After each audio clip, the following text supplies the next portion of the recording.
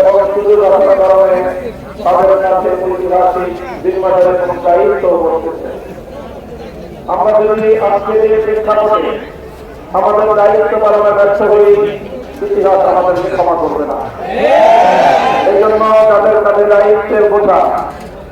আমরা শুধুমাত্র একজন ব্যক্তি নই, যেমন পূর্বে অনেক ভাই বলেছেন,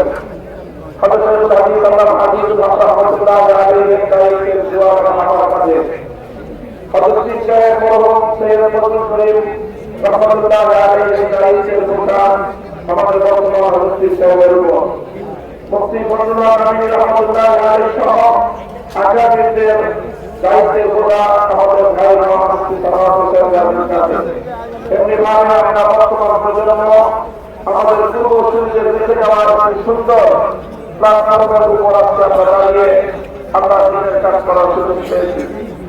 কাজে এই জায়গা থেকে আজকের এই জাতিকে যদি আমরা নেতৃত্ব দিতে, যথাযথ দিক নির্দেশনা দিতে যদি আমরা ব্যর্থ হই, তাহলে আমাদেরকে অনেক বড় মাসুল করতে হবে, দুনিয়াতেও এবং আখিরাতেও। আমি আজকে জাতীয় চাহিদা, বিশেষ করে সারা বাংলাদেশের সকল ধর্মপ্রাণ শুধু নয়, যারা ধর্মকে ভালোবাসে, অন্তত তারা ইসলাম প্রেমী সকল মানুষের অভিন্ন চাহিদা হল ইসলামী নেতৃত্ব ঐক্যবদ্ধভাবে জাতির সামনে অগ্রসর হোক, জাতির সামনে উপস্থিত হোক। আমি আমার দীর্ঘ পর্যবেক্ষণ বাংলাদেশের ধর্মীয় রাজনৈতিক অঙ্গন নিয়ে, সেটা আমি দেখি যে বাংলাদেশে আমরা আলহামদুলিল্লাহ ইসলামের দৃষ্টিকোণ থেকে আমাদের পার্শ্ববর্তী মহারাজের অন্যান্য দেশের তুলনায় আমরা অনেক সহনশীল একটা জায়গায় রয়েছি। আমাদের বাংলাদেশে ইসলাম মন্দিরের মধ্যে ঈমান এবং কুফরের কোনো ইখতিলাফ নেই, মতবিরোধ নেই, যেটা আমাদের পার্শ্ববর্তী দেশগুলোতে রয়েছে। সেখানে শিয়া সুন্নির মতো জটিল বিরোধ রয়েছে। এরপরে দেশগুলোতে আমাদের ওলামায়ে দেওবন্দ তারা নেতৃত্ব দিয়ে সেই শিয়া সুন্নি সহ অন্যান্য মসজিদেরকেও বৃহত্তর ঐক্যের মধ্যে তারা শামিল করে জাতির সম্পর্কে বক্তব্য উপস্থিত হয়েছেন। তার মনে করে বাংলাদেশে এখন ইসলামের পক্ষে চারটি পক্ষ রয়েছে, যাদের মধ্যে আমাদের মধ্যে বিভিন্ন ভাষাগত, বিভিন্ন মাসআলাগত এবং বিভিন্ন আকীদা খুঁটিনাটি বিষয়ে ঈমান এবং তাওহীদ এবং রিসালাত আকিদা ছাড়া আকীদাগত তবে আমরা সকলে একটি কথায় একমত, সেটি হলো আমরা যদি আমরা সংস্কার করতে চাই।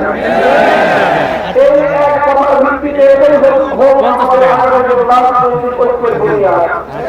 যারা আল্লাহর জমিনে কোরআনের শাসন কায়েম করতে চায়, তারা আমরা আগামী দিনে একটি দলের পক্ষ নিয়ে জাতির সামনে আমরা এক মঞ্চে হাজির হব।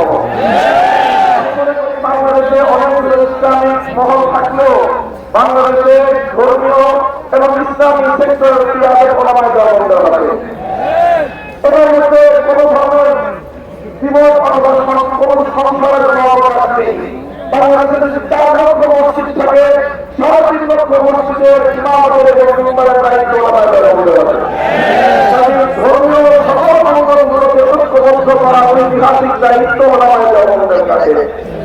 আর আমরা অস্বীকার করার উপায় নেই। দেওবন্দি ওলামায়ে কেরামের সংশ্লিষ্ট যতগুলো রাজনৈতিক সংগঠন রয়েছে, তার মধ্যে সর্ববৃহৎ রাজনৈতিক সংগঠন হিসেবে আন্দোলন বাংলাদেশ। সেই জায়গায় ইসলামী আন্দোলন বাংলাদেশের দায়িত্ব সবচেয়ে বেশি। আলহামদুলিল্লাহ সাক্ষী দিচ্ছি আমরা